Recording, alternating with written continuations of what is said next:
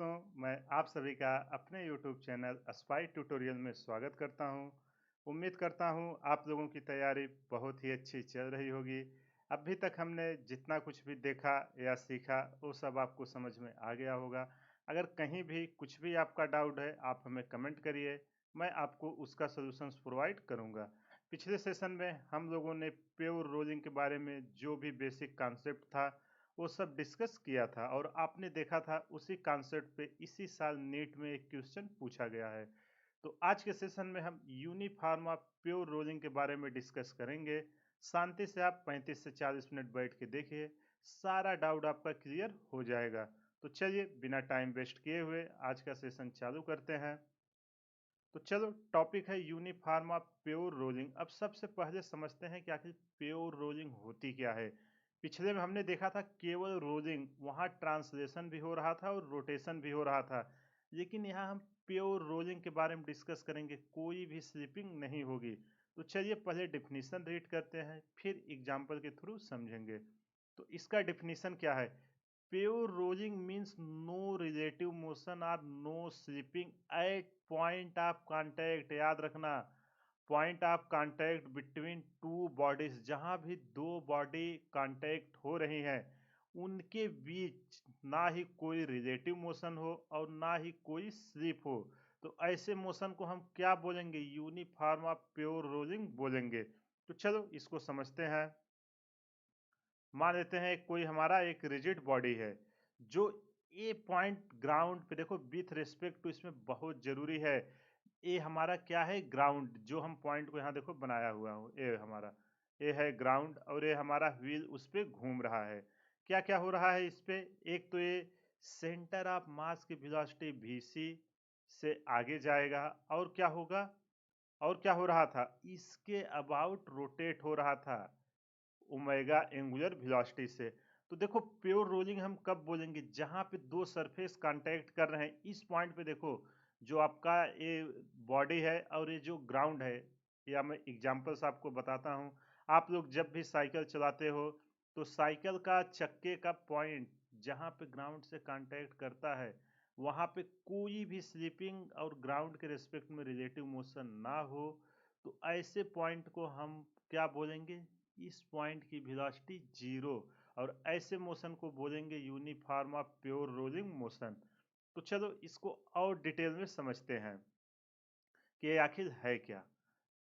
अब ध्यान से आप देखिएगा, ये बहुत ही इंपॉर्टेंट है, नहीं तो लोग यहीं से कॉन्सेप्ट नहीं समझ में आता। देखो, मैं एकदम रोलिंग चैप्टर जो है ये बहुत ही इंपॉर्टेंट टॉपिक है और बहुत ही कॉन्सेप्चुअल टॉपिक है, इसलिए मैं हर एक कॉन्सेप्ट को धीरे धीरे एकदम बेसिक से एक्सप्लेन करूंगा। शांति से आप हर कॉन्सेप्ट को समझिए।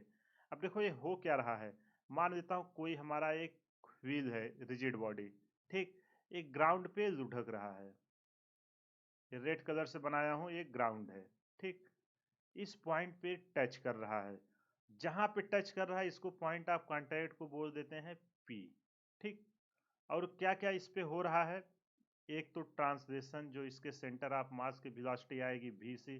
आपने देखा होगा ना, चक्का क्या होता है? घूम रहा होता है और आगे भी जा रहा होता है। रोटेशन और ट्रांसलेशन दोनों हो रहे होते हैं। और इसका रेडियस क्या है? इसका रेडियस है हमारा R, ठीक। यहाँ तक कुछ भी डाउट है तो बोलो। एक हमने बॉडी कंसीडर किया जो ग्राउंड पर घूम रहा है, तो जिस पॉइंट पे कांटेक्ट कर रहा है, अगर प्योर रोलिंग होना है तो इस पॉइंट की वेलोसिटी क्या होनी चाहिए? इस पॉइंट की वेलोसिटी हमारी जीरो होनी चाहिए, और या तो ग्राउंड और व्हील के बीच कोई रिलेटिव मोशन ना हो। तो चलो मान लेता हूँ जहाँ पे कांटेक्ट किया है इसकी वेलोसिटी Q, जहाँ ग्राउंड पे है, यहाँ पे जस्ट जूम करके आप देखोगे सेम वही पॉइंट जहाँ कांटेक्ट कर रहा है, जब मैग्नीफाई करेंगे एक Q है। तो आप बताओ जहाँ पे टच कर रहा है यहाँ पे कौन कौन से वेलोसिटी आएगी? ट्रांसलेशन वेलोसिटी तो एज इट ट्रांसफर हो जाती है, आपको पता है वो कितना आएगा? VC। और रोटेशन के कारण कौन सी वेलोसिटी आएगी और उसका डायरेक्शन क्या होगा? उसका डायरेक्शन R ओमेगा होगा और इस रेडियस के परपेंडिकुलर होगा। पिछले सेशन में मैंने डिटेल में सब बातें आपको सिखाया हुआ है। एक बार अगर आपको नहीं आ रहा है तो एक बार जाके वहां से देख लीजिए।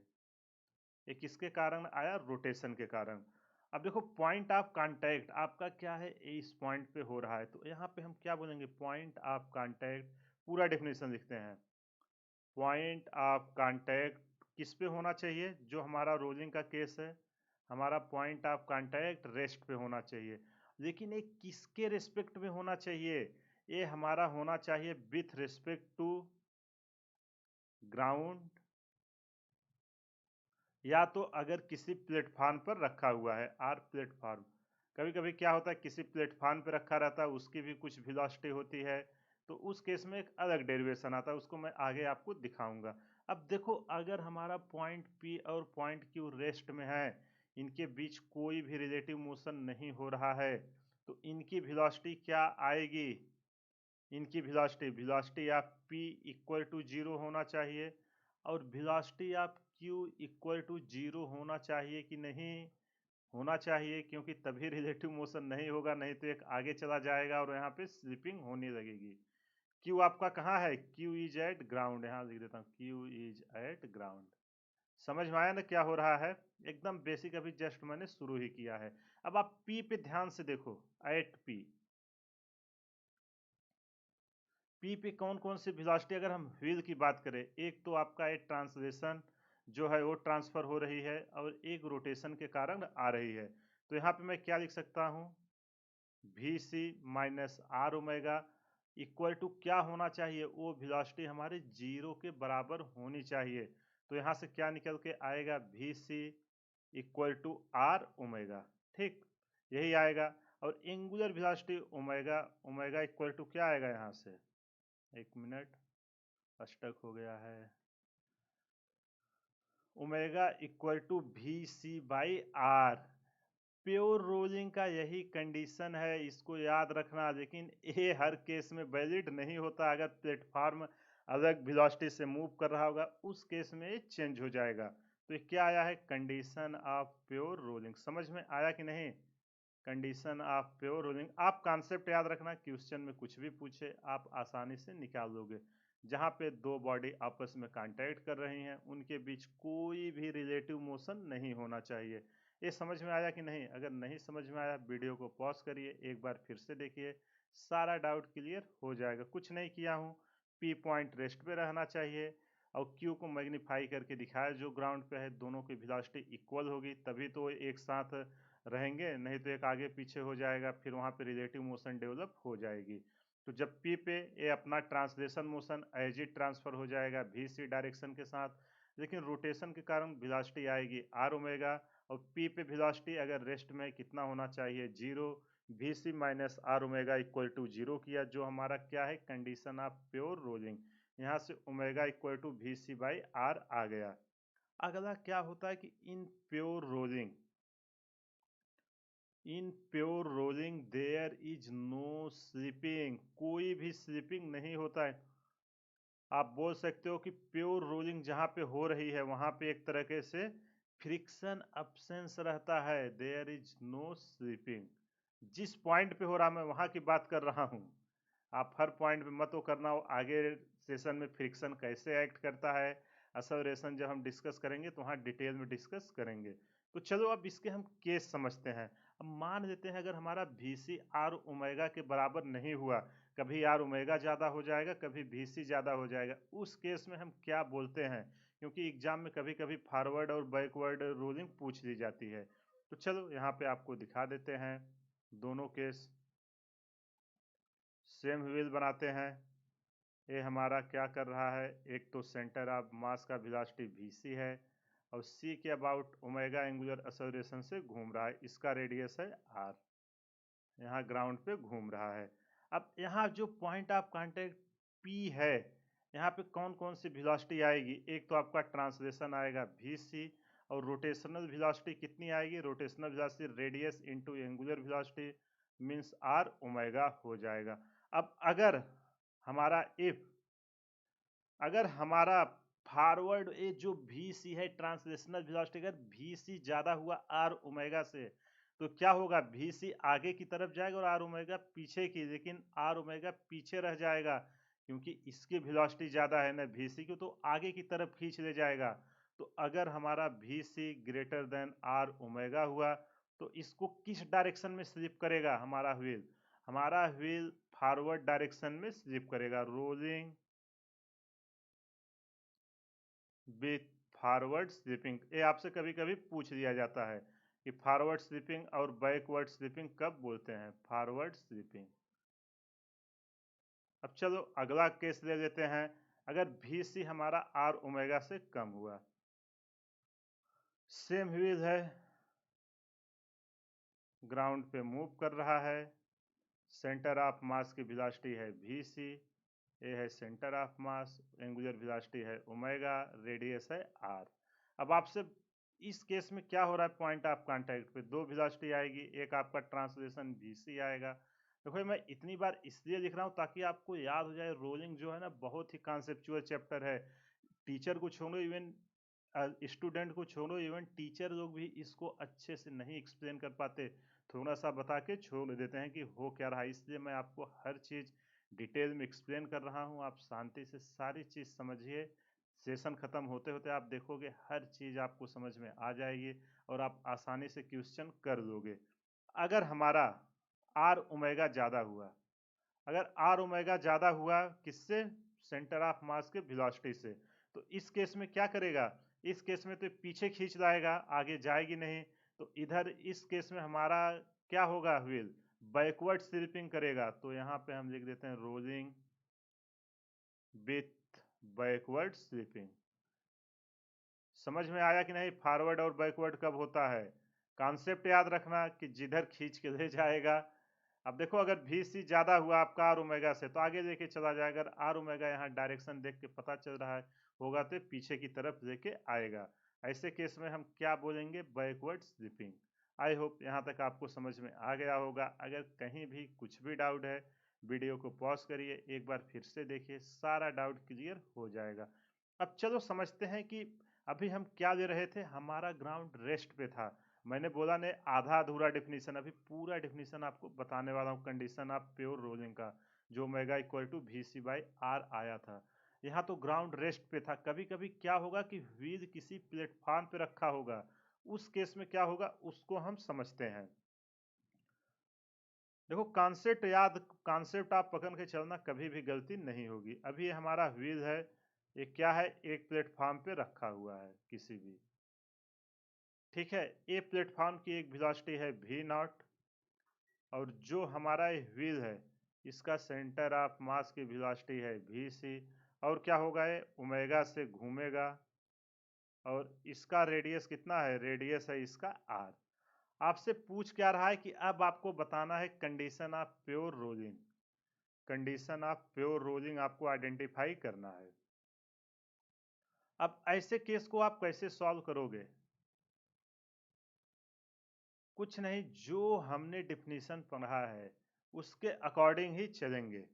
तो ऐसे केस जब भी आए तो आप क्या करोगे, जहां पे दो पॉइंट हमारे कांटेक्ट हो रहे हैं, दो पॉइंट हमारे कहाँ पे कांटेक्ट हो रहे हैं, सॉरी दो बॉडी, एक तो हमारा प्लेटफॉर्म है जो वी नॉट स्पीड से जा रहा है, और एक हमारा ए बॉडी है जो उस पे वी सी स्पीड और ओमेगा एंगुलर वेलोसिटी से रोल कर रहा है, मीन्स इस प्लेटफॉर्म पे रोलिंग मोशन कर रहा है।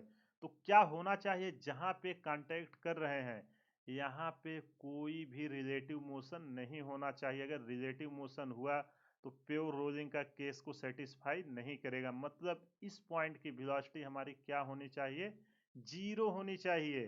तो चलो मान लेता हूँ, एक यहाँ पे जस्ट इसको जूम करता हूँ, इतने सेक्शन को जूम करूंगा, जस्ट इसके ऊपर का पॉइंट को पी ले लेते हैं, ठीक, और नीचे के पॉइंट को क्या ले लेते हैं, नीचे के पॉइंट को क्यू।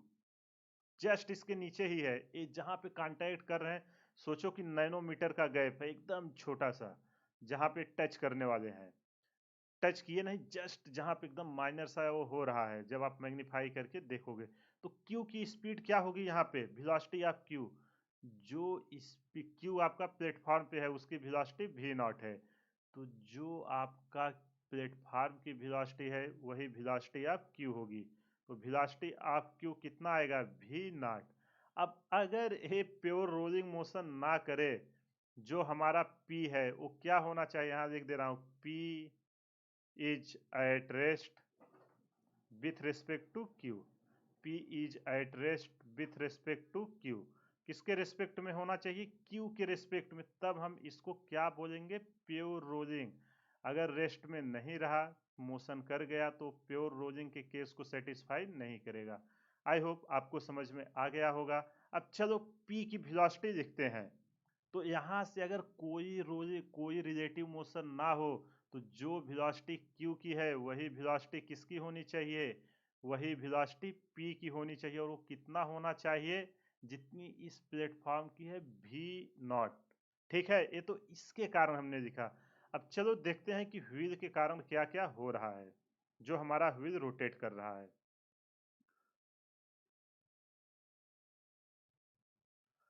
अब देखो यहाँ पे कौन कौन सी वेलोसिटी आ रही है इसके कारण। पी पे तो एक वेलोसिटी भी नॉट आई। एक किस कारण आई? कि हमारा प्योर रोलिंग के केस को सेटिस्फाई करे। ये बहुत ही इंपॉर्टेंट कॉन्सेप्ट है, अच्छे से समझिएगा। कभी डबल प्लान लगा देगा तो वहाँ आप इस क्वेश्चन को नहीं कर पाओगे, लेकिन कॉन्सेप्ट आपको पता रहेगा, आप इसको आसानी से कर दोगे। इसका रेडियस आर दे देते हैं। ओमेगा स्पीड से घूम रहा है और इसकी वेलोसिटी कितनी है? वी सी। यही हो रहा है ना। और यहाँ पे हमारा पॉइंट ऑफ कांटेक्ट है P। अब बताओ P पे कौन कौन सी वेलोसिटी आएगी? P पे इसके कारण, केवल इस डिस्क का हम रोलिंग मोशन P पे कर रहे हैं। P पे दो वेलोसिटी आ रही है ना, दोनों का भी कंपेयर करेंगे। एक तो आएगा ट्रांसलेशन, सीधा सीधा ट्रांसफर हो जाएगा VC। और एक आपका रोटेशनल मोशन के कारण आएगा, जो ए रेडियस वेक्टर के परपेंडिकुलर होगा। और ये कितना होगा? Radius into angular velocity. अब यहाँ से हम क्या लिख सकते हैं? वेलोसिटी ऑफ P कितना आया है? वेलोसिटी ऑफ P, अगर हमसे पूछे वेलोसिटी ऑफ P वेक्टर, ए हमारा आया है VC माइनस आर ओमेगा। वही आया है ना। ये हमारा फॉरवर्ड डायरेक्शन में जा रहा है, तो VP equal to velocity of P कितना आया है? VC minus R omega. लेकिन यहाँ पे अगर हम इसको इक्वेशन 1 माने और इसको इक्वेशन 2, तो Vp की वैल्यू कितनी है? V0 किसकी स्पीड है? प्लेटफॉर्म की। V0 equal to VC minus R omega. अब यहाँ से हमें ओमेगा की वैल्यू चाहिए, इसको इधर लाएंगे माइनस हो जाएगा। Omega equal to VC minus V0 divided by R. तो अगर हमसे पूछे कि इस कंडीशन में प्योर रोलिंग का कंडीशन बताना है, तो क्या होगा?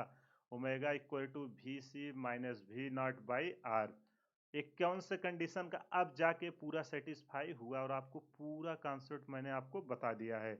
तो चलो प्योर रोलिंग का फिर से कॉन्सेप्ट यहाँ लिख देता हूँ। क्या होना चाहिए? Lower most. अगर ना समझ में आया हो, वीडियो को पॉज करो और फिर से एक बार इसको समझो खुद से हो क्या रहा है।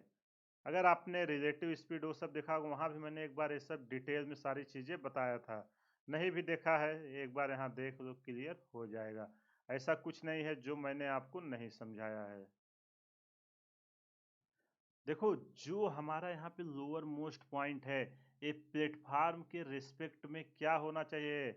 Lower most point of speed with respect to platform should be zero. Zero होना ही चाहिए, नहीं तो जीरो नहीं होगा, प्योर रोलिंग के केस को सेटिस्फाई नहीं करेगा। तो यहाँ से अगर आपने अभी तक रटा है कि V C equal to R omega ही हमारा प्योर रोलिंग का केस है, वो इस केस को कॉन्सेप्ट मान के डेवलप किया गया है। लेकिन अगर आप इस केस को लोगे तो वहाँ कंडीशन ऑफ प्योर रोलिंग बदल जाएगा। इसलिए अच्छे से समझ लेना। बहुत लोग क्या होता है कि कंफ्यूज हो जाते हैं, एक रट्टा मार के बोलते हैं नहीं नहीं यही होगा। आप कॉन्सेप्ट को पकड़ के रखना। आई होप आपको समझ में आ गया होगा। अगर कहीं भी कुछ भी डाउट है, वीडियो को एक बार आई होप आपको ये सब अब समझ में आ गया होगा। अगर कहीं भी कुछ भी डाउट है, एक बार वीडियो पॉज करके फिर से देखिए, सारा डाउट क्लियर हो जाएगा। अब चलिए यूनिफॉर्म मोशन के बारे में कुछ इंपॉर्टेंट पॉइंट हैं, उनको एक एक करके समझते हैं। तो सबसे पहला पॉइंट है कि distance moved by the centre of mass of the rigid body in full rotation. अगर हमारा कोई एक रिजिड बॉडी है, वो एक फुल रोटेशन कर रहा है, पता है ना फुल रोटेशन का मतलब, मैं यहाँ पे आपको बता दे रहा हूँ। तो उस केस में वो कितना डिस्टेंस चलेगा, वो आपसे कितना होगा वही पूछ रहा है। तो उसका मैं क्या करूँगा, डायरेक्ट आपको फार्मूला डिराइव करके फिर यहाँ आंसर लिखेंगे। तो यहाँ पे क्या हो रहा है, एक हमारा पॉइंट पी क्यू। अब देखो ये t इक्वल टू 0 पे यहाँ से चलना चालू किया, इस एक्सिस के अबाउट ए व्हील क्या हो रहा है, इसके अबाउट ए घूम रहा है।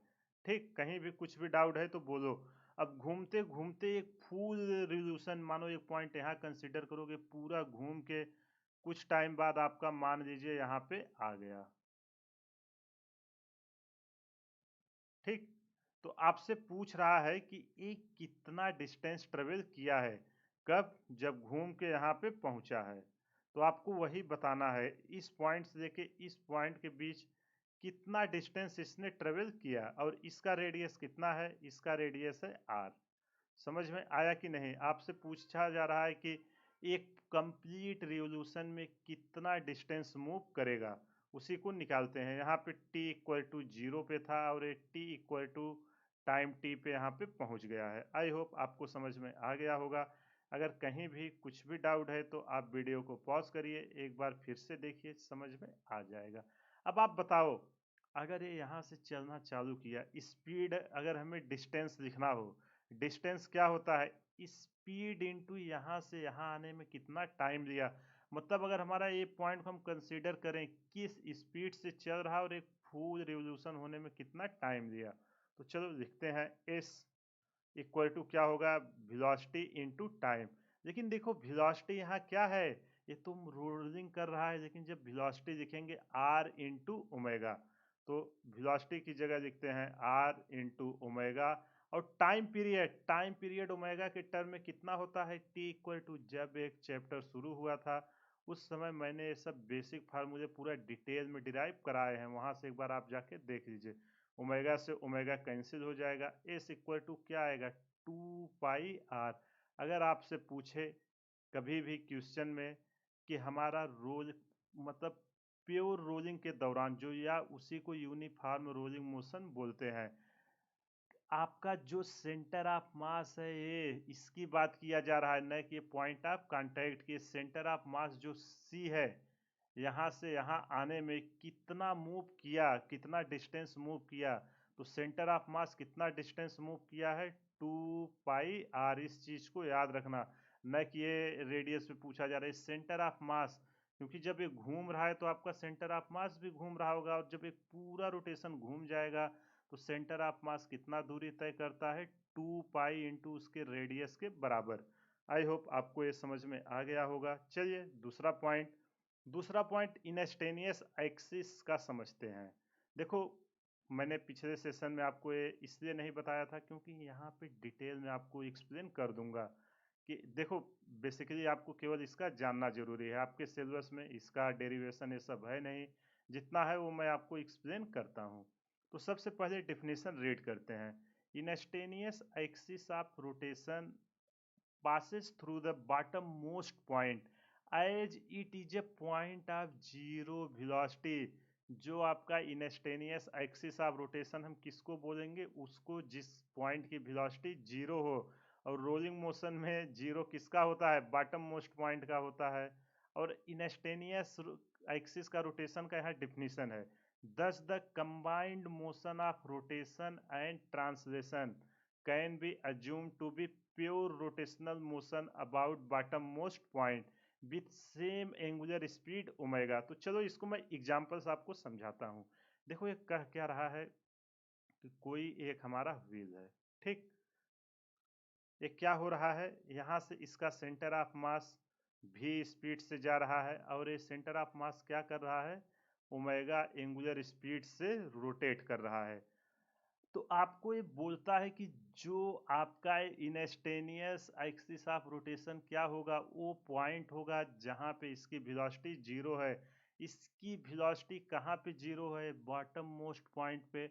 और इसके अबाउट ये बॉडी हमारा क्या करेगी, कंप्लीट रोटेशन करेगी, और वो उसका किसका कॉम्बिनेशन होगा, रोटेशन एंड ट्रांसलेशन का। तो चलो अब समझते हैं कि इनस्टेनियस सेंटर क्या बोल रहा है, ऐसा पॉइंट जिसकी वेलोसिटी जीरो हो और उसके अबाउट एक क्या करेगा, रोटेट करेगा। तो इनस्टेनियस किसको हम बोलेंगे, जहाँ पे वेलोसिटी जीरो है, और वेलोसिटी कहाँ पे जीरो हो रही है, बॉटम मोस्ट पॉइंट पे। क्यों? अगर जीरो नहीं होगी तो स्लिपिंग होने लगेगा, या तो फॉरवर्ड या बैकवर्ड। तो अगर प्योर रोलिंग कर रहा है मतलब हमारा स्लिपिंग नहीं होना चाहिए। तो ये हमारा जीरो हो गया। इसको हम क्या बोलेंगे? इनस्टेनियस सेंटर। इसके अबाउट सेम एंगुलर वेलोसिटी से हमारा बॉडी क्या करेगा? रोटेट करेगा। किसके अबाउट? इनस्टेनियस सेंटर के अबाउट। इस चीज को याद रखना। उसी इनस्टेनियस सेंटर के अबाउट सेम एंगुलर स्पीड। देखो यहाँ ओमेगा था, यहाँ भी ओमेगा है। इसको हम बोलते हैं इनस्टेनियस सेंटर ऑफ मेथड।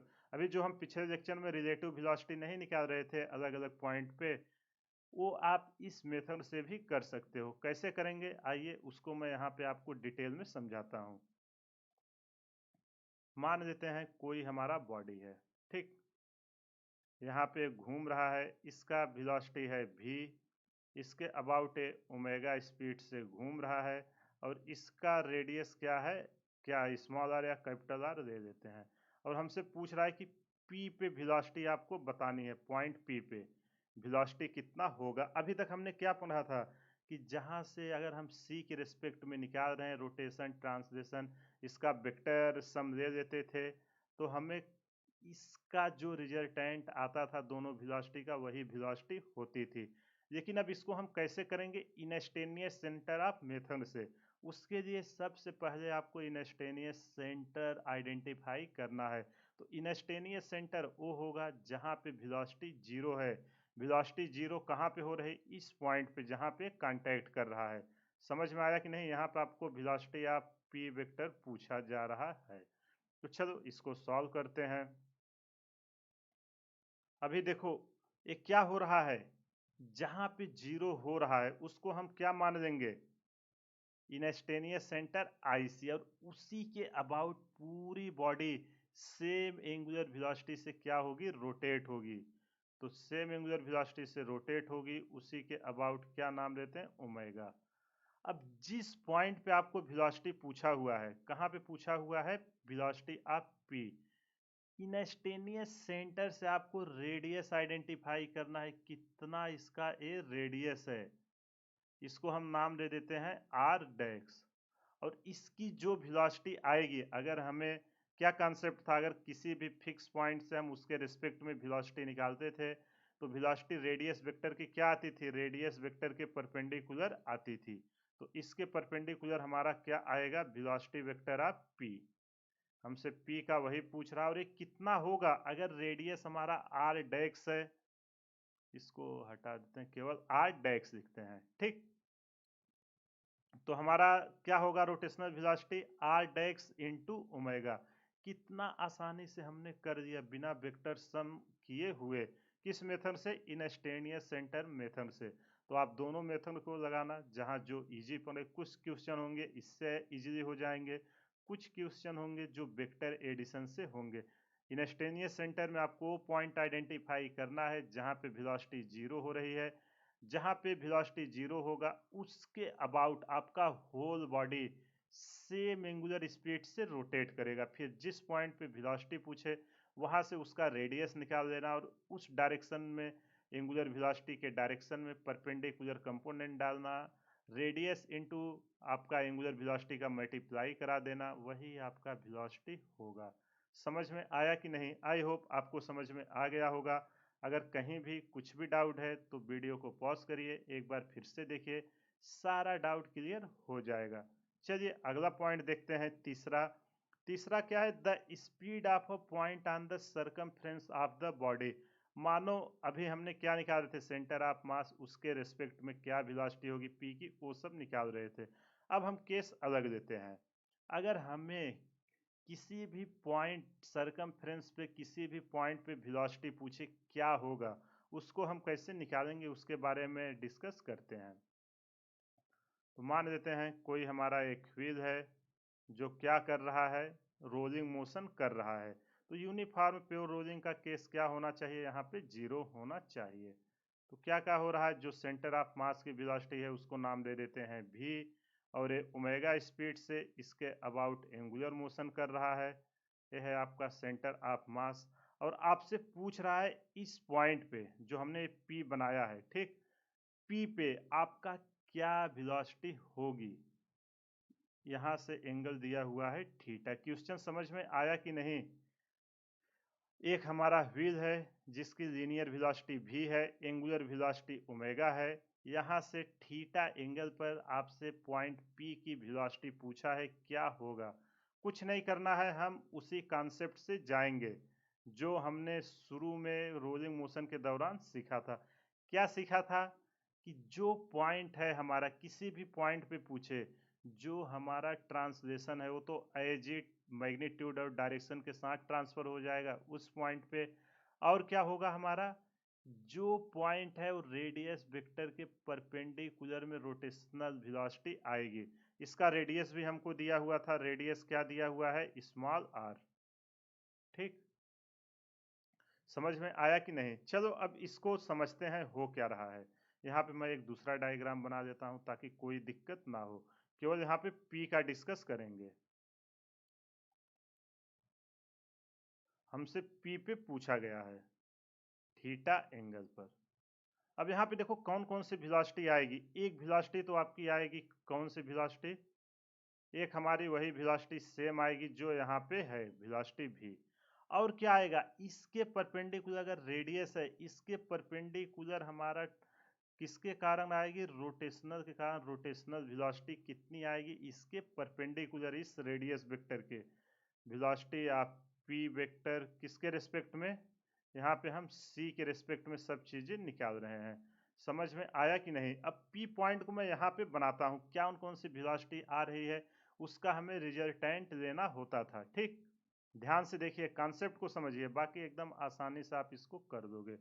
एक आपका आ रहा है ट्रांसलेशनल वेलोसिटी इस डायरेक्शन में v, और इधर आपका क्या आ रहा है, इधर आपका वेलोसिटी आ रहा है वेलोसिटी वेक्टर ऑफ p किसके रेस्पेक्ट में, c के रेस्पेक्ट में।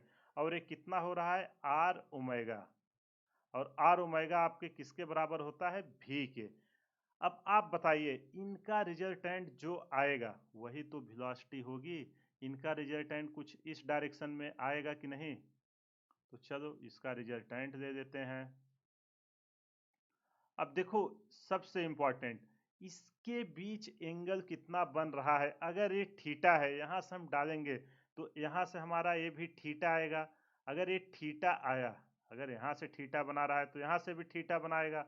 अगर ए थीटा आया तो ए एंगल कितना आएगा, ए एंगल हमारा आएगा 180 माइनस थीटा।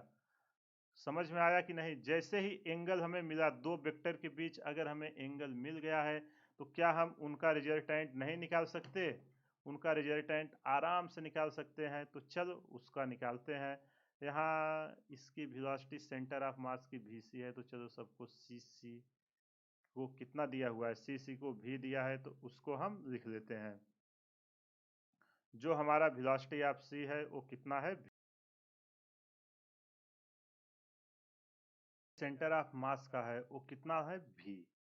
तो जो velocity of c equal to v आया है, यही आपका velocity of P C R omega होगा। आई होप आपको ये समझ में आ गया होगा। अब दो वेक्टर आ गए, आपको क्या लेना है इनका, आपको इनका लेना है वेक्टर सम। तो चलो वेक्टर सम लेते हैं। वेलोसिटी ऑफ पी वेक्टर, इसको बताओ इसका रिजल्टेंट क्या होगा। Velocity vector of P equal to velocity vector of C, यही होगा ना, सेंटर ऑफ मास का जो है यहाँ हो गया है, प्लस वेलोसिटी ऑफ पी जो रोटेशन के कारण आ रहा है किसके रेस्पेक्ट में, सेंटर ऑफ मास जहाँ पे है उसका ज्योमेट्रिक सेंटर उसके रेस्पेक्ट में। तो चलो अब इसकी वेलोसिटी क्या है सी की, velocity of P vector equal to है हमारा C, sorry velocity of C हमारी कितनी है,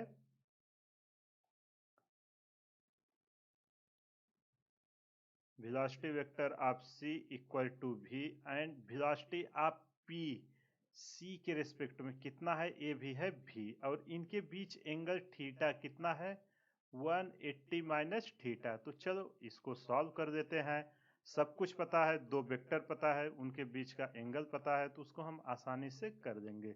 तो हमारा कितना निकल के आएगा, जब हम वेलोसिटी ऑफ पी वेक्टर देंगे, ये होगा हमारा v स्क्वायर, प्लस भी स्क्वायर प्लस 2v इंटू भी इंटू कॉस 180 माइनस थीटा। देखो मैंने मैथमेटिकल टूल में वहाँ ट्रिग्नोमेट्री 2 लेक्चर में कवर किया है। अगर आपको ने नहीं देखा है मैथमेटिकल टूल के, तो 15 सेशन जो मैंने बनाए हैं वो बहुत ही महत्वपूर्ण है, उसको जाके देख लीजिए। नहीं तो आप क्वेश्चन नहीं कर पाओगे। अगर मैथ आपका वीक है तो पूरा फिजिक्स आपको वीक लगने वाला है। ये हो जाएगा 2v स्क्वायर। अब बताओ cos 180 माइनस थीटा क्या होता है? cos 180 माइनस थीटा ये होता है आपका माइनस माइनस कॉस थीटा होता है।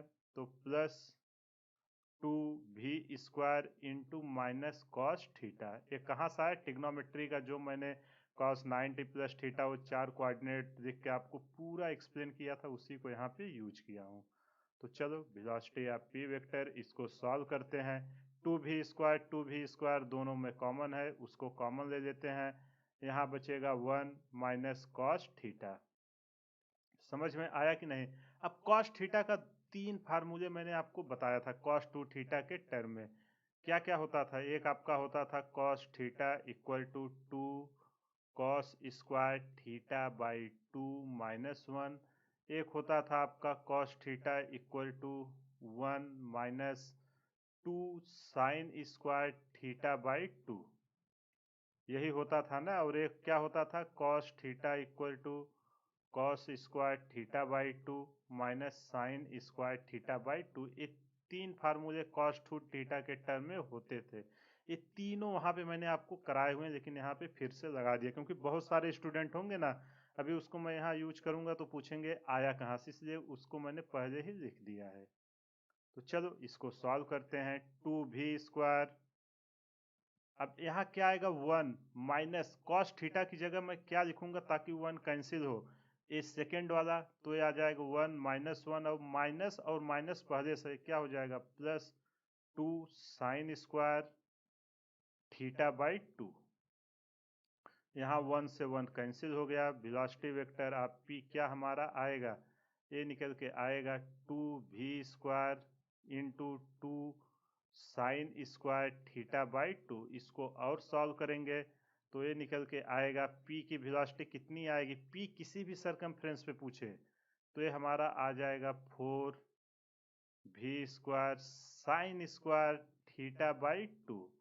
जब इसको हम अंडर रूट से बाहर निकालेंगे वेलोसिटी वेक्टर आप पी निकल के आएगा 2v साइन थीटा बाई 2। और v किस चीज कहाँ की वेलोसिटी है? सेंटर ऑफ मास की। इस बात को आप याद रखना। तो अगर क्वेश्चन में कभी भी आपको एंगल दे के पूछे और वेलोसिटी कितनी होगी, डायरेक्ट आप इसको यूज करना 2v साइन थीटा बाई 2।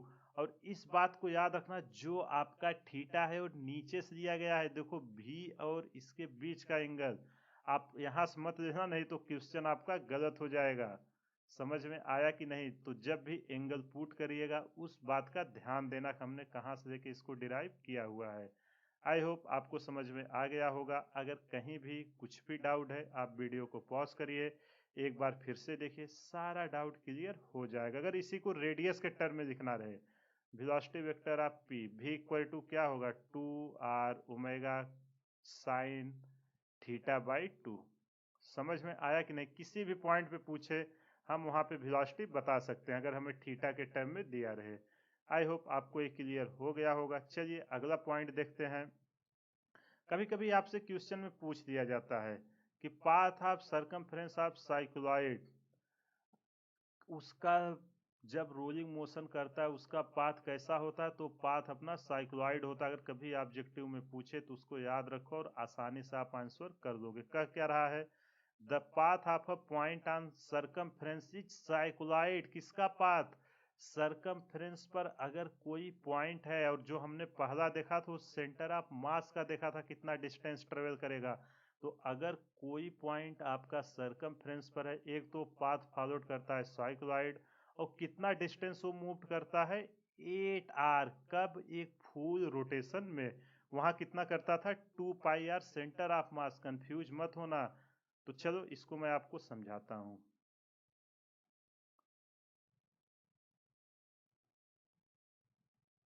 ये हमारा एक पॉइंट है, ये मूव करना चालू किया।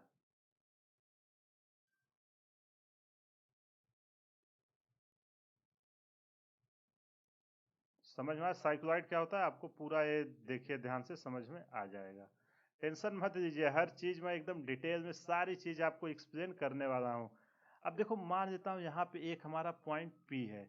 अब ये इस डायरेक्शन में घूमना चालू किया। अब देखो जैसे ही घूमेगा तो ए पॉइंट ऊपर जाएगा कि नहीं? फिर ए पॉइंट ऊपर जाएगा, फिर ए पॉइंट P पॉइंट यहाँ पहुँचेगा, P पॉइंट यहाँ पहुँचेगा। ऐसे पूरा घूम के जब एक फुल कंप्लीट रोटेशन होगा तो P हमारा यहाँ पे फिर से नीचे आ जाएगा। यही होगा कि नहीं? तो ये पूछ रहा है जब यहाँ से घूम के यहाँ तक आया है कितना डिस्टेंस ट्रेवल किया है, तो 8r के बराबर ट्रेवल किया है। तो जो आपका पाथ ऑफ साइक्लॉइड बोलते हैं, इसी को हम पाथ ऑफ साइक्लॉइड बोलते हैं। आई होप आपको समझ में आ गया होगा। कुछ टाइम बाद आपका P पॉइंट यहाँ पे आएगा, इसके बाद आपका टॉप पे आ जाएगा, फिर से नीचे जाना शुरू होगा और घूम के आपका यहाँ पे आ जाएगा। टोटल डिस्टेंस यहाँ से यहाँ तक कितना ट्रेवल किया? S इक्वल टू आपका 8r। कभी भी क्वेश्चन में पूछे कि पाथ आपका अगर सरकमफ्रेंस पे कोई पॉइंट है क्या होता है? वो साइक्लॉइड होता है, इसी को हम साइक्लॉइड मोशन बोलते हैं। आई होप आपको समझ में आ गया होगा। रोलिंग मोशन के अबाउट जितने भी इंपॉर्टेंट पॉइंट थे वो सब डिस्कस कर दिए हैं। इसका आप डिराइव भी कर सकते हो। देखो यहाँ से अगर आप कंसीडर करोगे थीटा एंगल मान के, एस इक्वल टू कितना होगा वेलोसिटी? अगर यहाँ पे 2v sine theta, S equal to V T होता है। स्मॉल टी अमाउंट में डी टी चलेगा तो हो जाएगा 2v sine theta by 2 into D T. और थीटा को क्या लिखोगे? R omega by 2। वहाँ से आप इंटीग्रेशन कर दोगे 0 से t तक, यही आपका रिलेशन निकल के आएगा। आपके लिए ये होमवर्क है। जो भी स्टूडेंट सिंसियर तैयारी कर रहे हैं वो मुझे कमेंट करके बताना कि क्या आप उस मेथड से निकालने पे यही आंसर आया कि नहीं। आई होप आपको समझ में आ गया होगा। अगर कहीं भी कुछ भी डाउट है वीडियो को पॉज करिए, एक बार फिर से देखिए, सारा डाउट क्लियर हो जाएगा। चलो, यूनिफॉर्म प्योर रोलिंग के मोशन के रिगार्डिंग जितने भी इंपॉर्टेंट कॉन्सेप्ट थे वो सब डिस्कस कर लिए हैं। अब इस पे कुछ क्वेश्चंस करते हैं।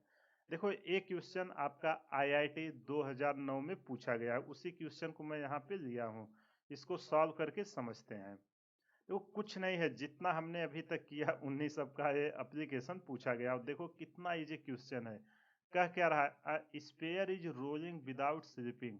एक स्पेयर है जो हमारा रोल कर रहा है बिना स्लिप का। तो कौन सा केस हुआ? प्योर रोलिंग का हुआ, जैसे ही टर्म आए without slipping. On a fixed horizontal plane surface in the figure below A is the point of contact. ये है हमारा पॉइंट ऑफ कांटेक्ट है। B is the centre of sphere, B हमारा सेंटर ऑफ स्पेयर है। And C हमारा top most point है। अब आपको ये चार ऑप्शन दे के पूछा है, इसमें मोर देन वन ऑप्शन सही है, ये नहीं कि कोई एक ही। चारों में से कुछ एक से ज्यादा ऑप्शन भी सही हो सकते हैं। तो आपको आइडेंटिफाई करना है कि इसमें से कौन कौन से ऑप्शन सही हैं। क्वेश्चन समझ में आया कि नहीं? एक डिस्क है जो रोलिंग मोशन कर रहा है। ए पॉइंट हमारा एकदम लोअर है, बी है सेंटर पे और सी है टॉप पे। आपको वेलोसिटी पूछ रहा है। अब चलो ध्यान से देखो, एक एक का हम इसको सॉल्व करते हैं। अब अगर बी पे कर रहा है तो यहाँ पे वेलोसिटी क्या आएगी? इतना मैंने डिटेल में आपको पूरा बताया। सेंटर ऑफ मास की वेलोसिटी को अगर मैं भी लूँ और रेडियस इसका आर है, अगर इसका रेडियस आर है, ए हमारा क्या है? ए की वेलोसिटी, वेलोसिटी ऑफ ए तो रेस्ट में है। क्यों? क्योंकि देखो रोलिंग विदाउट स्लिपिंग, तो velocity vector of A zero आ जाएगा। और ये किसकी वेलोसिटी आई है? वेलोसिटी वेक्टर ऑफ बी की वेलोसिटी भी आई है। और सी का इसी डायरेक्शन, देखो डायरेक्शन तो सबका सेम रहने वाला है क्योंकि इस डायरेक्शन में ही रोटेशन हो रहा है। अगर रोटेशन चेंज हो जाता तो डायरेक्शन बदल जाता। तो यहाँ वेलोसिटी ऑफ सी कितना आएगा? आर ओमेगा, वो भी बराबर भी के होगा, भी प्लस भी, ये आ जाएगा हमारा 2v। समझ में आया कि नहीं? अब आपसे चारों ऑप्शन में पूछ रहा है तो चलो एक एक ऑप्शन का हम देखते हैं। पहले पहला ऑप्शन लेते हैं। पहला ऑप्शन यहीं पे करूँ, नया स्लाइड ऐड कर, चलो नया ले लेते हैं। तो पहला ऑप्शन बोल रहा है V C vector minus V A vector. ध्यान से समझिए, कुछ नहीं है, अब तो केवल वेक्टर का एडिशन है। V C vector minus V A vector equal to क्या बोल रहा है? ए ऑप्शन हमारा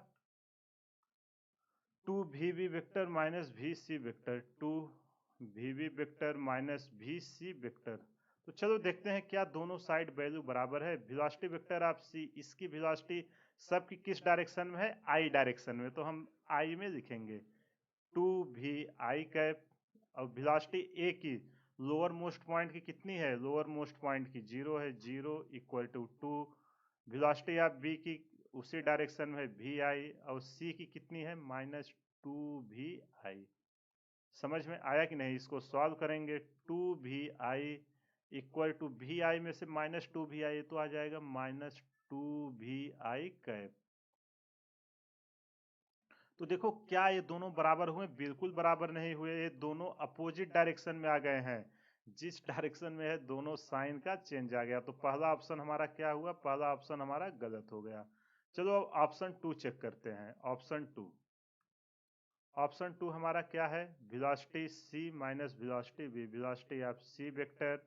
देखो यार, मैं पूरा कॉन्सेप्ट डिटेल में आपको समझा रहा हूँ ताकि आप फर्स्ट टाइम भी देख रहे हो तो आसानी से क्वेश्चन कर लो। कितने लोग बोलते हैं जेई बहुत टफ क्वेश्चन पूछा है, यही देख लो कितना इजी क्वेश्चन पूछा है। बस अगर आपका बेसिक क्लियर है आप सारे क्वेश्चन कर लोगे। सी पॉइंट पे वेलोसिटी कितनी है? सी पॉइंट पे वेलोसिटी है 2vi कैप, माइनस बी पे वेलोसिटी कितनी है? vi cap, equal to B पे वेलोसिटी कितनी है? vi कैप, और ए पे वेलोसिटी कितनी है? 0। अब इसको सॉल्व करते हैं, दो में से एक गए, vi cap equal to vi cap, left hand side equal to right hand side, मतलब ये जो हमारा सेकंड दिया है ऑप्शन सही है। अब ऑप्शन थर्ड लेते हैं। ऑप्शन थर्ड हमारा क्या अभी हमने सॉल्व किया था, इसका हमें मॉड ले लेना है। तो चलो ये जो हमने सी ऑप्शन में क्या बोल रहा है? मॉड, कलर चेंज कर देते हैं, mod V C vector minus mod V A vector equal to mod 2 V V vector. Mod का मतलब पता नहीं, अभी मैंने मैथमेटिकल टूल में एक्सप्लेन किया हुआ है। इसका मतलब यहाँ पे हम साइन नहीं लेते, देखो ए का ही है। अगर हम मॉड हटा के सॉल्व करेंगे तो ये क्या आएगा? V C 2vi equal to, इधर क्या आएगा मॉड में? -2vi, और जब मॉड हटेगा तो क्या आ जाएगा? प्लस आ जाएगा 2vi equal to 2vi। Mod में कोई भी साइन नहीं देते हैं। तो हमारा क्या हुआ? सी ऑप्शन भी सही हुआ। अब डी ऑप्शन को वेरीफाई करते हैं। डी ऑप्शन क्या है? मॉड, कलर चेंज कर देता हूँ, V C vector minus V A vector equal to क्या दिया है? और 4 into mod V V vector. देखो वहां मैं एक लाइन में भी इसको सॉल्व कर सकता था, लेकिन बहुत सारे बायो के स्टूडेंट होंगे और नीट में आजकल ऐसे क्वेश्चन पूछे जा रहे हैं, इसलिए मैं उनको डिटेल में सब एक्सप्लेन कर रहा हूँ ताकि जो बच्चा कुछ नहीं जानता वो भी ये सब क्वेश्चन को आसानी से कर सके। नहीं तो मैं तो यहाँ तुरंत चाहता भी से गया, ये नहीं होगा, इधर 2vi ये बराबर हो गया, 2 सेकंड भी नहीं लगते, सारा ऑप्शन टिक हो जाता। बट आपको डिटेल में समझ में आए इसलिए इतनी मेहनत करके मैं आपको चीज़ें एक्सप्लेन कर रहा हूँ, इसलिए पेशेंस के साथ अच्छे से देखिए। अब भी सी इसकी वैल्यू कितनी है? 2vi माइनस 0 इक्वल टू 4 की वैल्यू कितनी है? सेंटर ऑफ मास की vi। जब इसको सॉल्व करेंगे 2vi इक्वल टू 4vi, क्या ये बराबर है? बिल्कुल बराबर नहीं है, तो ऑप्शन डी हमारा गलत हुआ। कौन से ऑप्शन सही हुए? बी और सी। तो देखो ये IIT जेई 2009 में पूछा गया था, उस समय AI EEE और जेई स्क्रीनिंग अलग से होता था। कितना इजी क्वेश्चन था, कुछ नहीं था। अगर आपको बेसिक कॉन्सेप्ट पता है कि टॉप मोस्ट पे कितनी वेलोसिटी होगी, सेंटर ऑफ मास पे कितना होगा, और अगर स्लिप नहीं कर रहा है मतलब ये पॉइंट की वेलोसिटी शुड बी 0 होनी चाहिए, तभी इस केस को सेटिस्फाई करेगी। इसके बाद आप जस्ट मैथमेटिक्स का वेक्टर का यहाँ एडिशन और सब्ट्रैक्शन है उसको अप्लाई करके चेक कर सकते हैं क्या सही है क्या गलत। आई होप आपको ये सेशन समझ में आ गया होगा। अगर कहीं भी कुछ भी डाउट है आप वीडियो को पॉज करिए, एक बार फिर से देखिए, सारा डाउट्स क्लियर हो जाएगा। इसी के साथ आज का सेशन समाप्त करते हैं। कमेंट करके ज़रूर बताना वीडियो आपको कैसा लगा। हमारे चैनल को ज़्यादा से ज़्यादा शेयर करें, सब्सक्राइब करें व लाइक करें। Thank you.